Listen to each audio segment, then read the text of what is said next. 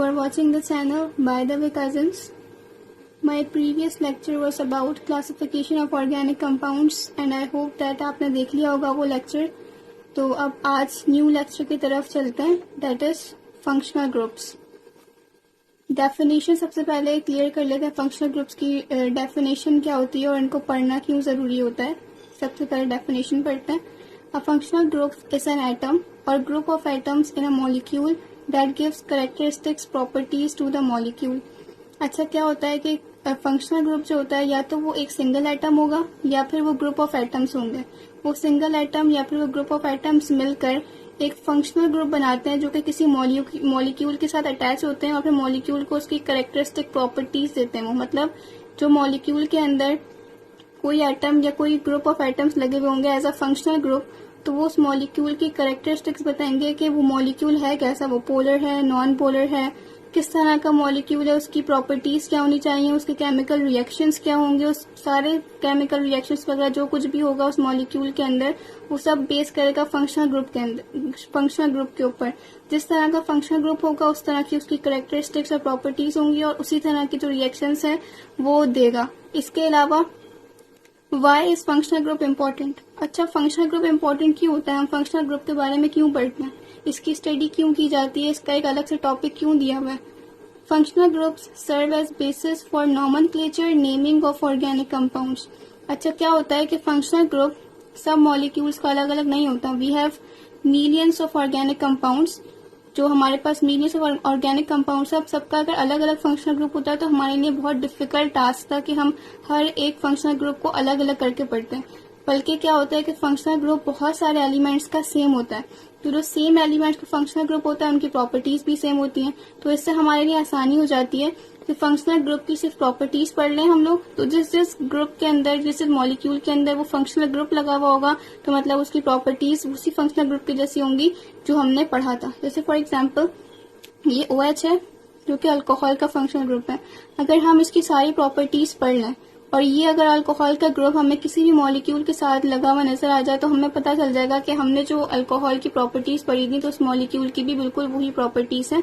तो इसलिए functional group हमारी स्टडी को इजी कर देता है. तो फंक्शनल ग्रुप क्या करता है, सबसे पहले तो serve as basis for nomenclature naming of organic compounds. हमारे लिए नॉमेनक्लेचर ऑर्गेनिक कंपाउंड्स बहुत सारे हैं, ठीक है, तकरीबन मिलियंस या 6 मिलियंस ऑर्गेनिक कंपाउंड्स हमारे पास एग्जिस्ट करते हैं. तो उन 6 मिलियन ऑर्गेनिक कंपाउंड्स को हम नाम कैसे दें, बहुत मुश्किल टास्क था क्योंकि हर एक कंपाउंड को अगर अलग नाम दिया जाता तो हमारे लिए ये स्टडी में बहुत डिफिकल्ट हो जाता. तो इसलिए फंक्शनल ग्रुप की बेसिस पर उनको नॉमेनक्लेचर मीन्स नेमिंग उनकी की जाती है. तो ये हमारे लिए आसान हो जाता है उनकी नेमिंग करना. अब number 2, functional group serve to classify organic compounds into classes. All compounds with the same functional group belong to the same class. अच्छा, क्या होता है कि हमने फंक्शनल ग्रुप की बेसिस पर सारे ऑर्गेनिक कंपाउंड्स को और मॉलिक्यूल्स को हमने क्लासेस में डिवाइड कर दिया. मीन्स उनकी फैमिलीज बना दी हैं कि जिसके अंदर ये वाला फंक्शनल ग्रुप होगा उसको इस वाली क्लास के अंदर रख देते हैं, जिसके अंदर ये वाला फंक्शनल ग्रुप है उसको इस क्लास में रख देते हैं. तो इससे हमारे लिए आसानी हो गई कि इस क्लास से ये मॉलिक्यूल बिलोंग कर रहा है तो हमारे लिए स्टडी आसान हो गई कि इस क्लास की जो है प्रॉपर्टीज ऐसी होंगी, इस क्लास की प्रॉपर्टीज ऐसी होंगी. तो हमने क्या किया कि कंपाउंड्स को फंक्शनल ग्रुप की बेसिस पर क्लासेस में क्लासिफाई कर दिया. फॉर एग्जांपल अल्कोहल, जिसके साथ OH ग्रुप लगा हुआ होगा, अल्कोहल ग्रुप लगा हुआ होगा, तो हमने उसको अल्कोहल वाली क्लास में रख दिया. जिसके साथ एल्डिहाइड ग्रुप लगा हुआ होगा CHO वाला, तो हमने उसको एल्डिहाइड वाली क्लास में रख दिया. अब हमें क्या करना है, सिर्फ अल्कोहल की सारी प्रॉपर्टीज पढ़नी है और एल्डिहाइड की सारी प्रॉपर्टीज पढ़नी है. हमें अल्कोहल की प्रॉपर्टीज पता होंगी तो मतलब जिसके साथ OH ग्रुप लगा हुआ है वो सब अल्कोहल्स हैं, तो हमारे पास सबकी प्रॉपर्टीज जो है वो अल्कोहल की जैसी होंगी. हमें एल्डिहाइड की सारी प्रॉपर्टीज पता है तो जिसके साथ एल्डिहाइड ग्रुप लगा हुआ होगा मीन सबकी प्रॉपर्टीज जो है वो सेम है एल्डिहाइड की जैसी. इसी तरह से बहुत मतलब कुछ और फंक्शनल ग्रुप्स भी हैं लेकिन ज्यादा फंक्शनल ग्रुप्स नहीं है. फंक्शनल ग्रुप्स हैंडफुल हैं, बस बहुत कम है, लेकिन ऑर्गेनिक कंपाउंड्स बहुत ज्यादा है. लेकिन फंक्शनल ग्रुप कम होने की वजह से हमारे लिए स्टडी आसान हो गई. Number 3, a functional group is a site of reactivity in a molecule. अच्छा, जो भी रिएक्शंस होते हैं ऑर्गेनिक कंपाउंड्स के अंदर तो वो सारे फंक्शनल ग्रुप पर होते हैं. मींस वो एक साइट है जहाँ पर रिएक्शन होता है बेसिकली, ठीक है. सब्स्टिट्यूशन रिएक्शन होना है, हाइड्रोलाइसिस होनी है, हाइड्रेशन होनी है, किसी मॉलिक्यूल को ऐड होना है, किसी मॉलिक्यूल को निकलना है उस कंपाउंड में से. तो ये सब कुछ जो है वो बेस करता है फंक्शनल ग्रुप पर कि फंक्शनल ग्रुप कैसा लगा हुआ है, अगर फंक्शनल ग्रुप इलेक्ट्रोफिलिक सब्स्टिट्यूशन दे रहा है या न्यूक्लियोफिलिक सब्स्टिट्यूशन दे रहा है, किस तरह के रिएक्शंस दे रहा है, तो ये सब कुछ जो है वो डिपेंड करता है फंक्शनल ग्रुप पर। Number 4, if the properties of functional groups are known then the properties of any molecule containing functional group can be predicted. मैंने आपको अभी बताया इतनी बार कि फंक्शनल ग्रुप से क्या आसानी हो गई है कि हम फंक्शनल ग्रुप की प्रॉपर्टीज पढ़ लें, तो मतलब जिस फंक्शनल ग्रुप की हमने प्रॉपर्टीज पढ़ ली वो फंक्शनल ग्रुप हमें किसी और मॉलिक्यूल के साथ लगा हुआ नजर आएगा, तो मतलब उसकी भी प्रॉपर्टीज बिल्कुल वैसी है, तो आप आसानी से किसी भी मॉलिक्यूल की जो प्रॉपर्टीज उनको प्रेडिक्ट कर सकते हैं bye knowing the properties of functional groups. आप सब फंक्शनल ग्रुप्स पढ़ लें तो उसके बाद वो फंक्शनल ग्रुप जिस मॉलिक्यूल के साथ नजर आए तो हम उसकी जो प्रॉपर्टीज उनको प्रेडिक्ट कर सकते हैं। Number 5, there are over 6 million organic compounds, but there are just handful of functional groups, so the study of organic compounds become easy.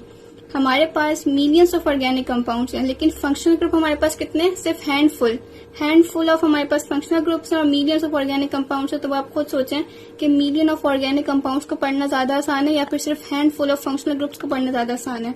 हमारे लिए ज्यादा इजी टास्क ये था कि हम फंक्शनल ग्रुप जो हमारे पास बहुत कम मिकदार में है हम उनकी स्टडी कर लें, तो जिसकी वजह से हम सारे ऑर्गेनिक कंपाउंड्स को पढ़ सकते हैं उनको उनके रिस्पेक्टिव ग्रुप्स में डिवाइड करके। तो 6 मिलियन ऑर्गेनिक कंपाउंड्स को हमें अलग अलग चैप्टर्स में अलग अलग करके उनकी प्रॉपर्टीज उनके रिएक्शंस पढ़ने की जरूरत नहीं है, बल्कि सिंपली हमने क्या करना है बस कि फंक्शनल ग्रुप्स पढ़ लेना, फंक्शनल ग्रुप की प्रॉपर्टीज उनके रिएक्शंस वो पढ़ लेना है, तो मतलब हमने सारे 6 मिलियन ऑर्गेनिक कंपाउंड्स पढ़ लिए। तो फंक्शनल ग्रुप हमारे लिए इसमें भी हेल्पफुल होता है।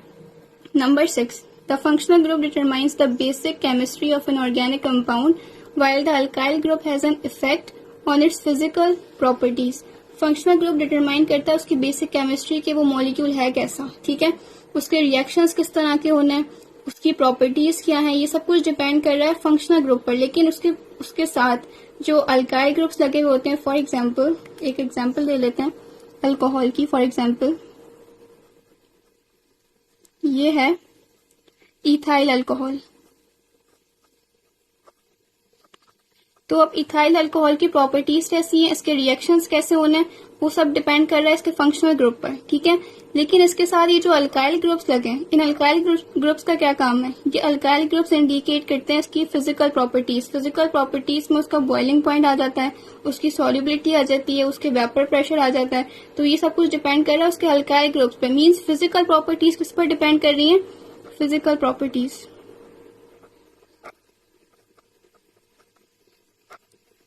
फिजिकल प्रॉपर्टीज डिपेंड कर रही हैं अल्काइल ग्रुप्स पे and all the chemical reactivities are dependent on functional group.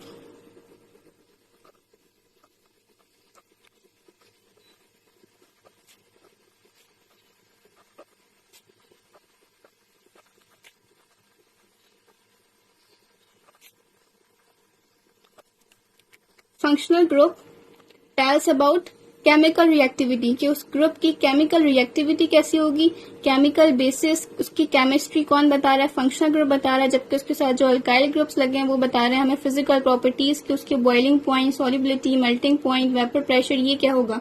For example मैंने यहाँ पर बताया हुआ भी है example, solubility, boiling and melting points. क्या होता है कि सॉल्युबिलिटी और सॉल्युबिलिटी जैसे जैसे अल्काइल ग्रुप्स जो है बढ़ते रहेंगे। फॉर एग्जाम्पल यहाँ पर अगर सिर्फ हम लोग ये वाला लें CH3OH, तो ये मीथाइल अल्कोहल है, तो मीथाइल अल्कोहल की सॉल्युबिलिटी ज्यादा होगी। लेकिन अगर हम इसमें अल्काइल ग्रुप्स बढ़ाते रहें, अगर हम यहाँ पे अल्काइल ग्रुप्स बढ़ाते रहें तो मतलब इसकी सॉल्युबिलिटी जो है वो कम होती जा रही है। मतलब जितने ज्यादा अल्काइल ग्रुप्स हम इसके अंदर ऐड करते रहेंगे उसकी सॉल्युबिलिटी पर इफेक्ट आ रहा है और वो कम हो रही है। हम जिस तरह से इसके अंदर अल्काइल ग्रुप्स बढ़ाते रहेंगे तो उसका बॉइलिंग और मेल्टिंग पॉइंट बढ़ता रहेगा, ठीक है। ये बात आपको याद रखनी है, अल्काइल ग्रुप्स बढ़ाने से सॉल्युबिलिटी कम हो रही है और बॉइलिंग पॉइंट और मेल्टिंग पॉइंट जो है वो इंक्रीज हो रहा है, ठीक है। तो अल्काइल ग्रुप्स हमारे पास किस लिए काम आ रहे हैं? For physical properties, for determining their physical properties. उनकी फिजिकल प्रॉपर्टीज कौन बता रहा है? अल्काइल ग्रुप्स बता रहे हैं। जबकि फंक्शनल ग्रुप क्या बता रहे हैं हमें? उसकी केमिकल प्रॉपर्टीज बता रहे हैं, उसकी केमिस्ट्री बता रहे हैं। Okay, so viewers, you can see a table displayed on your screen. This table shows the functional groups जो ऑर्गेनिक कंपाउंड्स में पढ़े जाते हैं, जो ऑर्गेनिक मॉलिक्यूल्स के साथ अटैच्ड होते हैं और फिर उनकी बेसिस पर हमें उनकी प्रॉपर्टीज पता चलती हैं। तो here are some functional groups, इनको पढ़ लेते हैं। नंबर फर्स्ट पे है, एक फंक्शनल ग्रुप तो नहीं है वो, बेसिकली वो है एक सिंपल हाइड्रोकार्बन, जिसको क्लास ऑफ कंपाउंड्स में जो रखा है वो अल्केन्स में रखा है, उनको अल्केन्स कहा जाता है सिंपल हाइड्रोकार्बन्स को। और इसमें कोई फंक्शनल ग्रुप नहीं होता, ये सिर्फ सिंपली जो है वो सिंगल बॉन्ड से शो किए जाते हैं। और इसमें जो बहुत कॉमन एग्जांपल, जो सिंपलेस्ट एग्जांपल दी हुई है वो ईथेन की दी हुई है यहाँ पर। उसके बाद सेकंड नंबर पे अल्कीन है।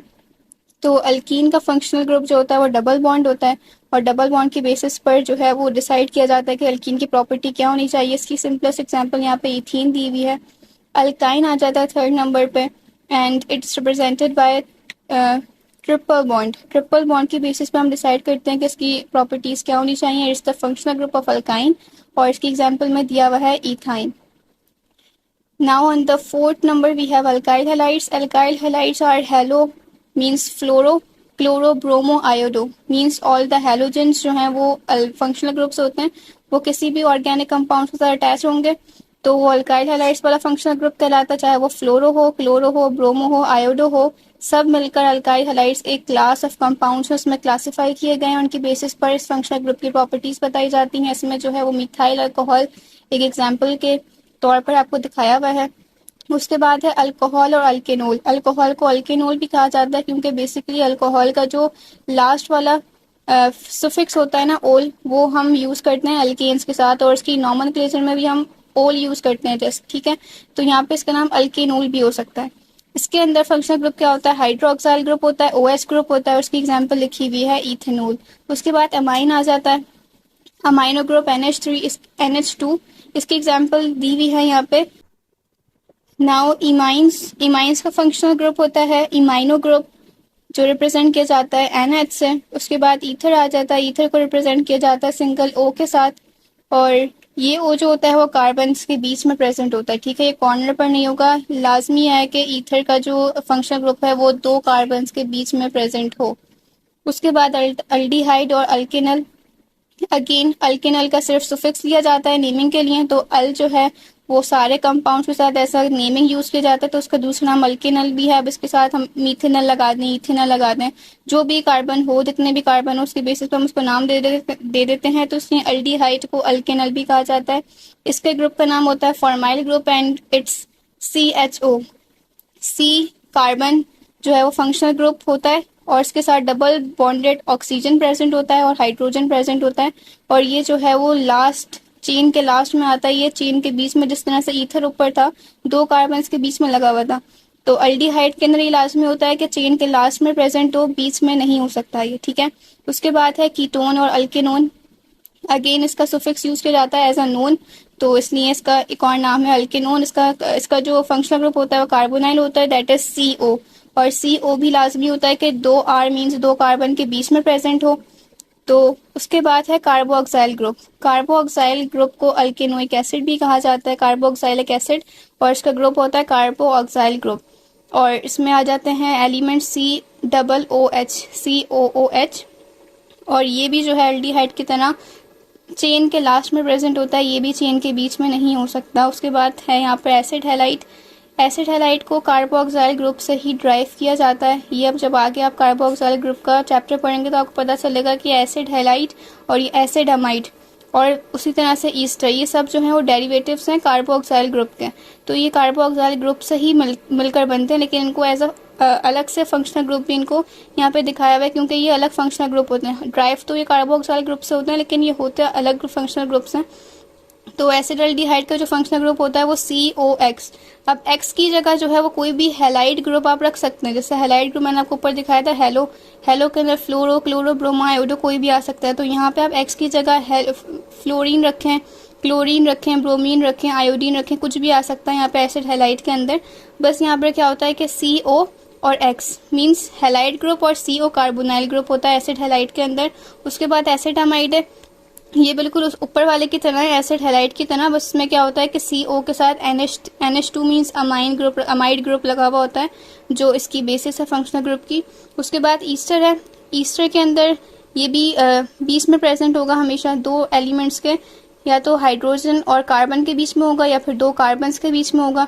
इस तरह से ये ईस्टर जो है वो रिप्रेजेंट किया जाता है COO के जरिए। इसमें से ऑक्सीजन जो है डबल बॉन्डेड होता है कार्बन के साथ, और दूसरा ऑक्सीजन जो है वो सिंगल बॉन्डेड होता है कार्बन के साथ। उसके बाद मरकैप्टो, थायो अल्कोहल्स और थायोल्स, ये आ गए। इसके अंदर जो फंक्शनल ग्रुप होगा वो SH होगा। इसके बाद साइनो, जिनको नाइट्राइल्स भी कहा जाता है, अल्काइल साइनाइड और अल्कीन नाइट्राइल्स, इनको क्योंकि ये अल्काइल ग्रुप के साथ लगे हुए होंगे इसलिए इसको अल्काइल साइनाइड और अल्कीन नाइट्राइल्स भी कहा जा रहा है। और साइनो का दूसरा नाम नाइट्राइल्स भी होता है।